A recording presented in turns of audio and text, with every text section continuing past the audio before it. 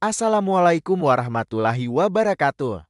Saudaraku sekalian, hari ini kita akan menyelami salah satu mukjizat terbesar dalam sejarah kenabian. Sebuah perjalanan agung yang dilakukan oleh Nabi Muhammad SAW hanya dalam satu malam, yaitu Isra Miraj. Peristiwa ini bukan sekadar perjalanan fisik, melainkan sebuah undangan ilahi yang penuh makna dan hikmah. Perjalanan ini terjadi pada periode yang sangat berat bagi Nabi, yang dikenal sebagai Amul Huzni atau tahun kesedihan. Beliau baru saja kehilangan dua pilar utama dalam hidupnya, paman tercinta Abu Talib yang selalu melindunginya, dan istri setia Sayyidah Khadijah yang menjadi sumber kekuatan dan ketenangan beliau. Dengan wafatnya mereka, intimidasi dari kaum kafir Quraisy semakin menjadi-jadi. Bahkan, saat mencoba berdakwah di Taif, beliau ditolak secara kejam dan dilempari batu hingga terluka. Sebagai penghibur atas segala penderitaan ini, Allah memanggil beliau untuk sebuah perjalanan luar biasa yang akan mengubah sejarah selamanya. Tahap pertama dari perjalanan ini adalah Isra, yaitu perjalanan malam dari Masjidil Haram di Mekah menuju Masjidil Aqsa di Yerusalem. Sebelum berangkat, Nabi didatangi oleh malaikat Jibril, Mikail, dan Israfil. Dada beliau dibelah secara ajaib, hatinya disucikan dengan air Zam-Zam, lalu diisi dengan hikmah serta iman. Ini adalah persiapan spiritual untuk perjalanan yang maha dahsyat.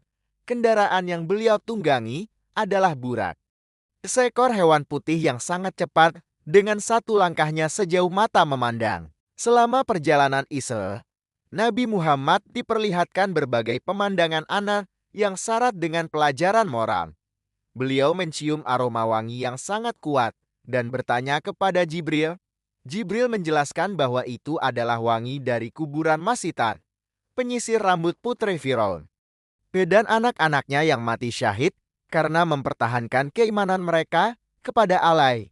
Sebuah pengingat tentang betapa berharganya keteguhan iman.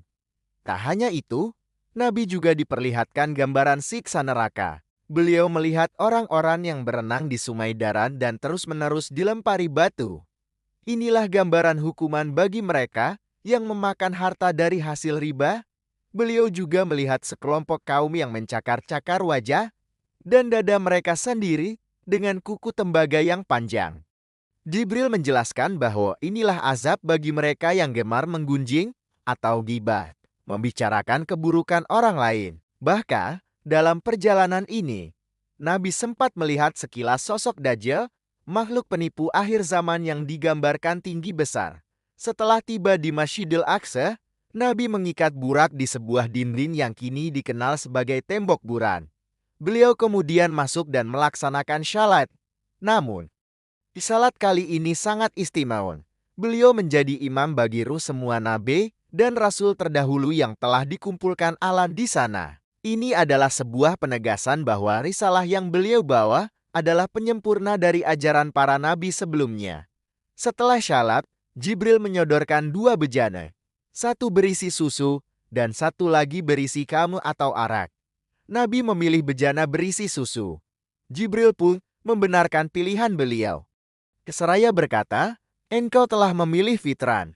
Seandainya engkau memilih hamal, niscaya umatmu akan tersesat. Dari Masjidil Aqsa, dimulailah tahap kedua, yaitu Mi'raj, kenaikan dari bumi menuju langit tertinggi hingga ke Sidratul Muntaha.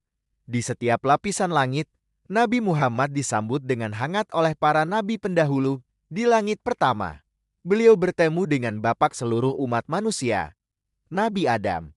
Di langit kedua, beliau bertemu dengan Nabi Isa dan Nabi Yahya. Di langit ketiga, beliau berjumpa dengan Nabi Yusuf yang dianugerahi separuh dari seluruh ketampanan. Di langit keempat, ada Nabi Idris. Di langit kelima, Nabi Harun. Di langit keenam, beliau bertemu Nabi Musa.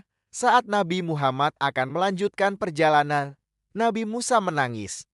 Ketika ditanya mengapa, beliau menjawab, aku menangis karena seorang pemuda yang diutus setelahku, umatnya akan masuk surga lebih banyak daripada umatku. Akhirnya di langit ketujuh Nabi Muhammad bertemu dengan bapak para nabi-nabi Ibrahim yang sedang bersandar di Baitul Makmur, sebuah tempat yang mirip Ka'bah di langit, di mana setiap hari 70.000 malaikat masuk untuk beribadah dan tidak pernah kembali lagi.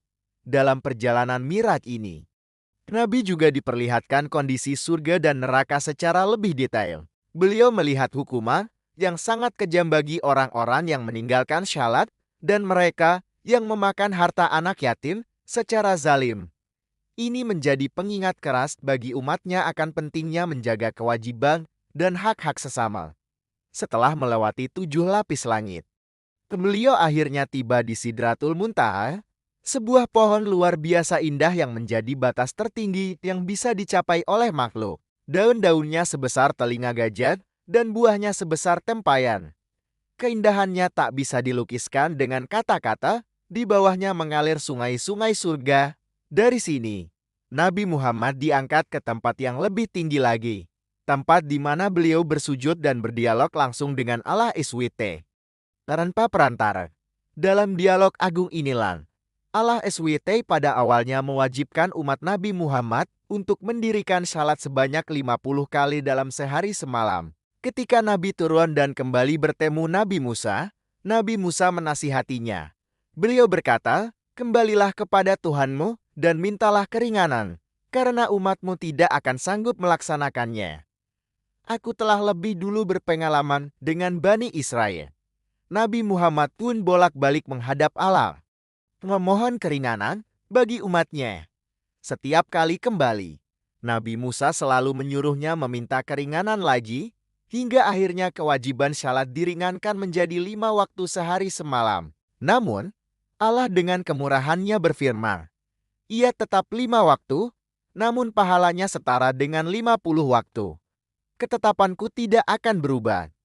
Keesokan paginya, setelah kembali ke Mekah, Nabi menceritakan perjalanan malamnya yang luar biasa itu. Tentu saja, kaum kafir Quraisy menolaknya mentah-mentah. Mereka mengejek dan menganggap cerita itu mustahil dan tidak masuk akal. Mereka menantang Nabi untuk membuktikannya. Mereka yang pernah ke Yerusalem meminta Nabi untuk mendeskripsikan Masjidil Aqsa secara detail. Dengan pertolongan Allah, Baitul Maqdis ditampilkan dengan jelas di hadapan Nabi, sehingga beliau mampu mendeskripsikannya dengan sangat akurat. Bagian demi bagian, hingga tak ada yang bisa membantahnya. Namun, di tengah keraguan dan cemoohan banyak orang, ada satu sosok yang berdiri teguh. Ketika berita ini sampai kepada Abu Bakar, beliau tidak ragu sedikit pun. Beliau berkata, "Jika Muhammad yang mengatakannya, maka itu pasti benar. Aku bahkan mempercayainya dalam hal yang lebih dari itu, yaitu berita dari langit yang datang pagi dan sore." Sejak saat itulah, Abu Bakar mendapatkan gelar As-Siddiq, yang berarti orang yang selalu membenarkan. Inilah akhir dari perjalanan agung Isra Mi'raj, sebuah hadiah tak ternilai dari Allah, untuk menghibur nabinya dan memberikan hadiah terbesar bagi umat Islam, yaitu perintah syalat 5 waktu. Semoga kisah ini dapat mempertebal keimanan kita kepada Allah dan Rasul-Nya. Terima kasih telah menyimak.